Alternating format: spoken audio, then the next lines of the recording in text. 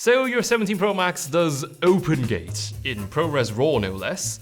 It's gotten me some of the best image quality ever on iPhone, but it's also perhaps the most conditional format to even enable on an iPhone camera. Today we're going to open up what your phone's been gatekeeping from you, from why you would want to shoot in OpenGate, to getting it to work, and what exactly the trade-offs are. So here's everything you need to know about OpenGate and ProRes RAW on the iPhone 17 Pro and Pro Max. OpenGate, in the technical sense, is more than just an aspect ratio. For it to really count as OpenGate, you've got to be able to shoot with the full area of the camera sensor. We're almost always shooting video in 16:9, which means we are framing out a lot of information past the top and bottom edges. We know from stills mode that the camera can see those regions perfectly fine, it's just not getting recorded. Well, the point of OpenGate is to make sure all that gets recorded. Compared to the default video recording mode in the stock camera app, you're going to get quite a lot more field of view in OpenGate because the image is actually quite heavily cropped in normal video mode. This way it has enough room to shift the frame around for electronic stabilization. You can almost think of OpenGate as being able to shoot video with the frame size we're used to getting in stills photo mode. Though I should mention that shooting in OpenGate will not magically make the footage look more cinematic. This is merely a format. The footage I'm showing you was entirely shot on iPhone 17 Pro Max in ProRes RAW OpenGate, though I'd say more than the format, the color grading contributed equally, if not more, to the look you're seeing right now. I used Film Convert Nitrate to color grade all this footage, along with one of their newer plugins called Hazy. I'm actually quite excited that Film Convert is sponsoring this video because I've been using that for my videos for years now, and Hazy by Film Convert is this unassumingly detailed plugin which lets you add diffusion to your footage in post. One of these is iPhone footage shot through an actual physical quarter mist filter, and the other had no filter at time of shooting, but diffusion was added in post using Hazy. It's very convincing.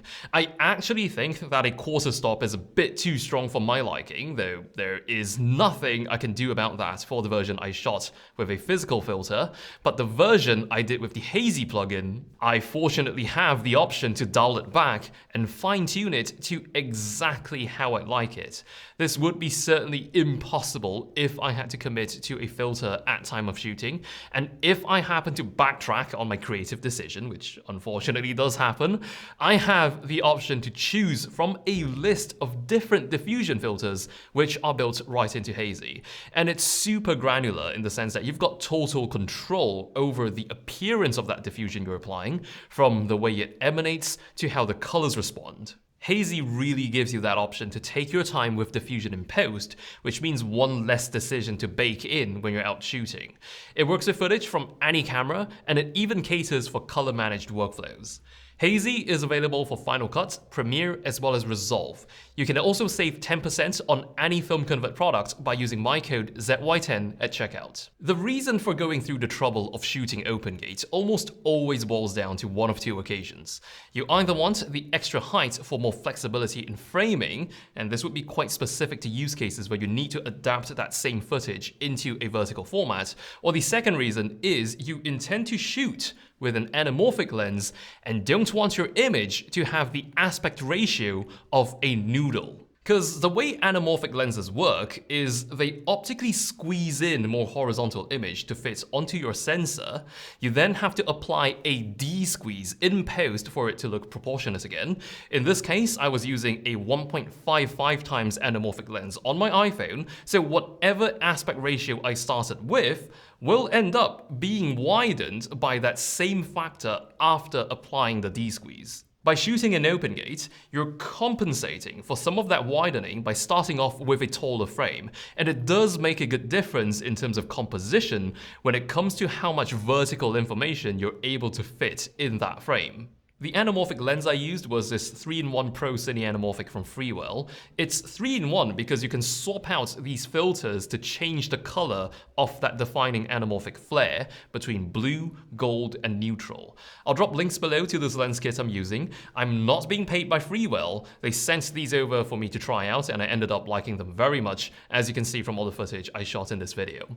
The lens mounts via a 17mm threaded mount, which I didn't have before, so I just bundled mine with their phone case, which does. But all this anamorphic iPhone footage I've shown you, I shot using this lens in the Blackmagic camera app, because in there's the option to apply a D-squeeze at time of shooting. If you're wondering, can you do OpenGate using the iPhone stock camera app? The answer is no. Even though OpenGate, along with ProRes RAW, are features technically available on every single iPhone 17 Pro and Pro Max, in order to access them, you must install an additional app. The two most accessible options are Blackmagic Camera and Apple's own Final Cut camera. Both are entirely free, full-featured apps, though your shooting experience, and to a certain extent your results, will be quite different between these two apps. In Final Cut Camera, it's quite straightforward. You can record OpenGate only in the ProRes RAW or ProRes RAW HQ codecs, which require connecting and thus recording onto an external SSD. That's really the only official way to get OpenGate on iPhone 17 Pro. In Blackmagic Camera, it's the same non-negotiable external SSD requirements for ProRes RAW and HQ, but you do have two alternatives for shooting OpenGate in Blackmagic Camera, which do allow you to record OpenGate into your iPhone's internal storage. They are very conditional, however. If you film in Apple Log 2, you can do OpenGate in Full HD 1920 by 1440 up to 60 frames per second with stabilization. If you want 4K resolution, that is also possible, though not in Apple Log 2. It's only possible if you set your color space to Rec 709, and this comes with a limit of 30 frames per second, and you lose image stabilization. But the twists and turns for OpenGate actually don't stop there.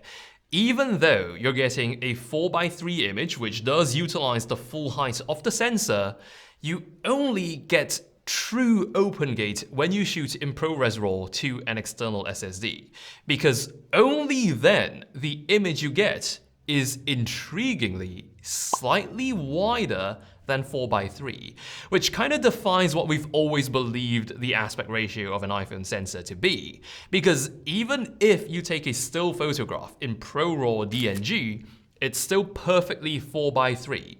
But when recording a video in ProRes RAW OpenGate, you get a bit more image on the sides, even when compared to stills mode. 4224 by 3024 is the resolution.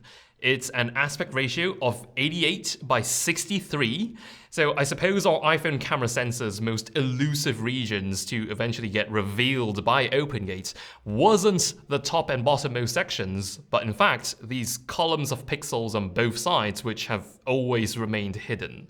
Now, the biggest catch to reading out your iPhone's full sensor is definitely the requirement of external recording.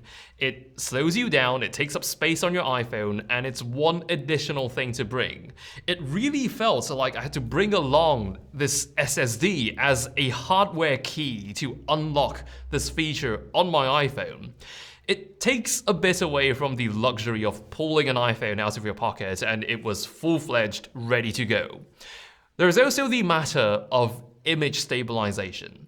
If you shoot OpenGate with the Blackmagic Camera app in ProRes RAW, you also lose all stabilization. You don't even get to keep sensor shift stabilization, so that was a huge challenge to shooting handheld for me. So I did end up with a lot of very jittery footage in ProRes RAW. That's when Apple's own Final Cut camera gets an advantage.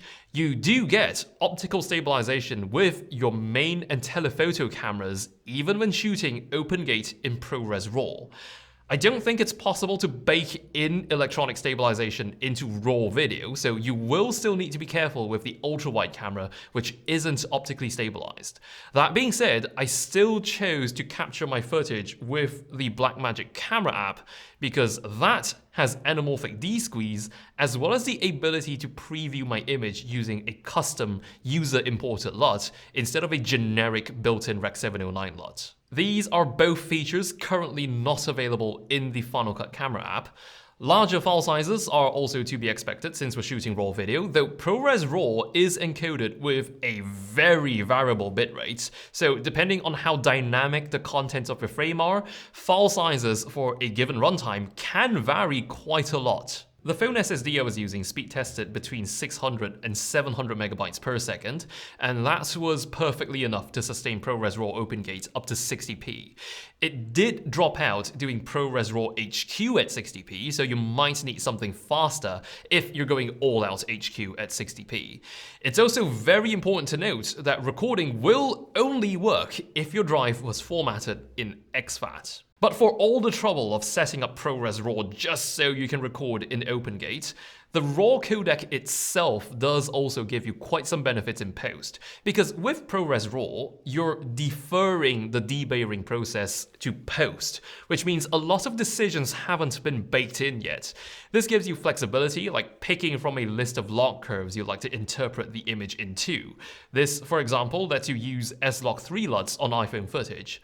If you're delivering in HDR, then you don't have to worry about any of that because the footage is already linear out of the box. You can apply more accurate exposure adjustments at the debayering level, and your white balance is never baked in, so you have full control over color temperature and tint in post. And that's pretty much all I think there is to know about OpenGate and ProRes RAW on the iPhone 17 Pros.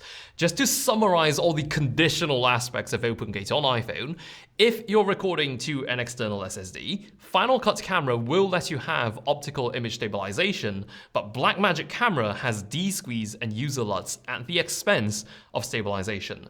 Both work in OpenGate up to 4.2K up to 60p. If you want to do OpenGate without recording externally, that is not offered with Final Cut Camera at all. But in Blackmagic Camera, you can do 60p in Apple Log 2 at Full HD stabilized. In Rec. 709, you can do 4K up to 30p unstabilized. If you found any details I missed, please let me know down below, and I'll see you around.